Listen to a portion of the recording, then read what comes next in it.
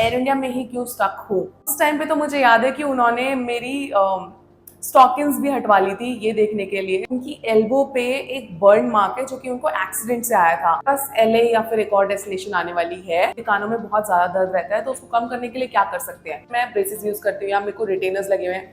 Hey everyone, welcome back to my YouTube channel cabin crew Q&A series part 3 में आपका स्वागत है।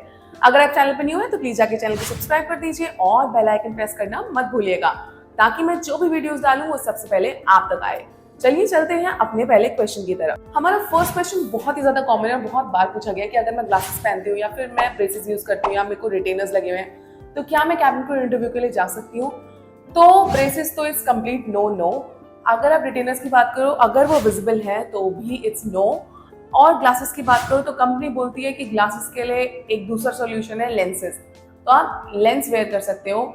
और बहुत लोगों के लिए लेंसेज बहुत ज्यादा अनकंफर्टेबल है, but this is the only choice in aviation. दूसरा क्वेश्चन जो मेरे एक सब्सक्राइबर ने पूछा है कि उनकी एल्बो पे एक बर्न मार्क है जो कि उनको एक्सीडेंट से आया था, जो विजिबल है पर एयर इंडिया की यूनिफॉर्म में, क्योंकि हमारे जो ब्लाउज है वो यहाँ तक है तो उसमें वो विजिबल नहीं है, तो क्या एयरलाइन प्रॉब्लम क्रिएट करेगी इसमें भी। मैं इसमें आपको अपना एक्सपीरियंस बताती हूँ। जब मैं स्पाइसजेट में इंटरव्यू के लिए गई थी तो एक फॉर्मेट आता था हमें कि आप ऐसे ऐसे आपको ड्रेस कोड में आना है। उसमें साफ साफ लिखा हुआ था कि आप फॉर्मल अटायर में आओगे, आप या तो वन पीस पहन सकते हो या फिर आप स्कर्ट और शर्ट पहन सकते हो, जिसमें मेनली उनको ये देखना होता था कि हमारी बॉडी पे कोई मार्क या फिर कोई ब्रूज ऐसा तो नहीं है जो विजिबल हो आगे चल के। तो उस टाइम पे तो मुझे याद है कि उन्होंने मेरी स्टॉकिंग्स भी हटवा ली थी ये देखने के लिए कि मेरे पैरों में कोई मार्क है या नहीं। और मेरे जो शर्ट के स्लीव्स थे वो फुल स्लीव्स थे, उन्होंने मेरे स्लीव्स पूरे इतने ऊपर कराए थे ये देखने को कि कोई कट है कि नहीं है मेरे हाथ में। तो अभी भी एयरलाइंस ऐसा करती हैं। अगर आप उस चीज को कंसील कर सकते हो तो प्लीज कंसील कर लो, नहीं तो आप अपने स्किन डॉक्टर को दिखाओ कि उस चीज का कोई इलाज है या नहीं है।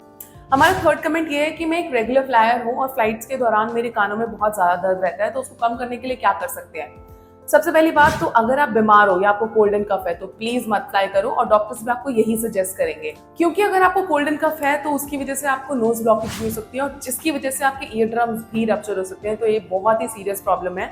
उसको ठीक रखने के लिए आप ऑटरविन कैरी कर सकते हो, साथ ही साथ आप गर्म पानी को सिप सिप करके पी सकते हो, आप जॉ मूवमेंट कर सकते हो या फिर आप च्युइंगम चबा सकते हो उस टाइम पे। और एक और मनूवर है जिसमें आप नोज पिंच करके अपने ईयर से हवा निकालने की कोशिश करते हो, जो सिर्फ आपको लैंडिंग के टाइम पे करना है, क्योंकि लैंडिंग के टाइम पे हमारे ईयर ड्रम्स अंदर की तरफ पुश होते हैं तो आपको ईयर ड्रम्स खोलने हैं। इसीलिए आप ये मनूवर भी कर सकते हो जो आपको हेल्प करेगा ईयर पेन को रिड्यूस करने में। टेक ऑफ के टाइम पे नहीं करना, ये सिर्फ लैंडिंग में करना है। हमारा फोर्थ कमेंट है कि मैं इतना ज्यादा सैन फ्रांसिस्को ही क्यों फ्लाई करती हूँ। मैं ऑस्ट्रेलिया, लंदन, मिलान और भी कई सारी यूरोपियन कंट्रीज है जहाँ एयर इंडिया जाता है, मैं वहां क्यों नहीं जाती हूँ। तो मुझे ऐसा लगता है कि ये पूछना जायज भी है, क्योंकि मैंने बहुत सारा कंटेंट बनाया है सैन फ्रांसिस्को लेओवर और उसकी फ्लाइट्स के ऊपर। तो उसका आंसर ये है कि मैं 777 एयरक्राफ्ट पे ट्रेन हूँ जो कि जाता है सैन फ्रांसिस्को। अभी वो न्यूयॉर्क और न्यूयॉर्क भी जा रहा है, बट नवंबर के बाद वो फ्लाइट्स भी हमारे पास नहीं रहेंगी अब। तो हम जाएंगे San Francisco, Chicago, Toronto, Vancouver और शायद हमारे पास एलए या फिर एक और डेस्टिनेशन आने वाली है इन फ्यूचर। तो इसीलिए मैं सिर्फ इन्हीं डेस्टिनेशंस पे जा सकती हूँ जो कि 4 और 5 डेस्टिनेशंस हैं, क्योंकि 777 एयरक्राफ्ट वहाँ पे जाता है। मैं अभी दूसरे एयरक्राफ्ट पे ट्रेन नहीं हूँ जो यूरोपियन कंट्रीज कवर करती है या फिर डोमेस्टिक फ्लीट्स कवर करती है। तो this is the main reason. हमारा नेक्स्ट कमेंट है कि why don't I join any other international airline like Emirates, Etihad, Cathay Pacific. मैं एयर इंडिया में ही क्यों स्टक हूँ। तो यहाँ पे शायद मैं थोड़ा सा सेल्फिश साउंड करूँ, बट मैं अभी जिस सिचुएशन में हूँ मैं बहुत कंफर्टेबल हूँ, क्योंकि मेरे को पहली बात तो घर से फ्लाई करने को मिल रहा है और मैं इंटरनेशनल फ्लाई कर रही हूँ। मैंने देखा हुआ है स्पाइसजेट में जब मैं थी, मैंने घर से अलग रह के भी देखा हुआ है। उस टाइम पे सिचुएशन और कंडीशन बहुत ही ज्यादा खराब हो जाती थी मंथ एंड में, क्योंकि हमें घर में भी पैसे भेजने होते थे, साथ ही साथ हमें अपना पूरा घर चलाना होता था। और इतनी लंबी फ्लाइट्स करके आने के बाद जब आपको घर पे खाना बना हुआ ना मिले, जब आपको कपड़े धुले हुए ना मिले, जब आपको सब कुछ खुद करना हो ना। और मैं उस टाइम पे 18 साल की थी, मैं बहुत छोटी थी, तब मुझे इतनी ज्यादा फ्रस्ट्रेशन होती थी जब मैं बीमार हूँ और मेरे आसपास कोई ना हो। मुझे तो मम्मी पापा चाहिए होते हैं जब मैं बीमार होती हूँ। तो उस टाइम पे जब आपके आसपास कोई ना हो तो आपको ऐसा लगता है कि शिट, ये मैंने क्या कर दिया, मतलब अपने साथ मैं क्या मिस कर रही हूँ अपनी लाइफ में।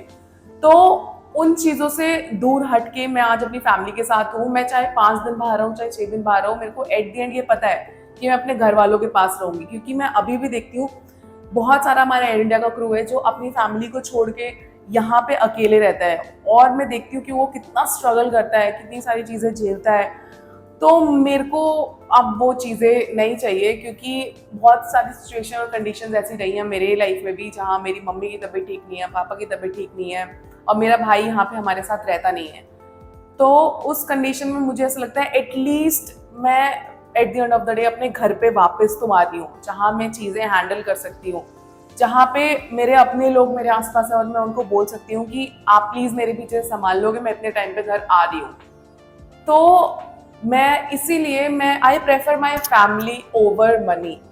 तो मेरे लिए अभी ये सिचुएशन बहुत कंफर्टेबल है और मैं इसको बहुत एंजॉय कर रही हूँ अपनी लाइफ में। तो इसीलिए मैं यहाँ एयर इंडिया में इसीलिए मैं हूँ अभी। आज की वीडियो के लिए इतना ही। अगर आपको कैबिन क्रू जॉब से रिलेटेड कोई और क्वेरीज है तो आप नीचे कमेंट में मेंशन कर सकते हो, मैं अपनी नेक्स्ट वीडियो में उनका आंसर जरूर करूंगी। और अगर आपको ये वीडियो पसंद आई तो प्लीज जाके लाइक करिए, शेयर करिए, सब्सक्राइब करिए, and do not forget to press the bell icon. Thank you so much for watching this.